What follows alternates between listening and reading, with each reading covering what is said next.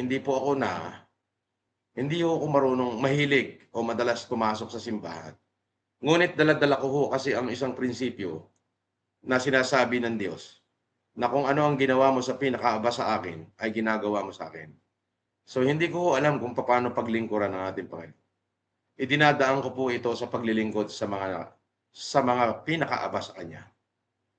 Sa gano'ng paraan ay parang pakiramdam ko po ay ako'y nakakapaglingkod sa Kanya. Iyon ho. Yan po yung bagay na hindi ko po isusuko.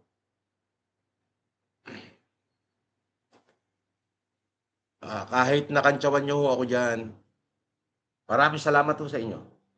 Sana ho'y napasaya ko kayo. Doon sa mga basher ko, kung natutuwa kayo sa nangyari sa'kin, sana napasaya ko kayo.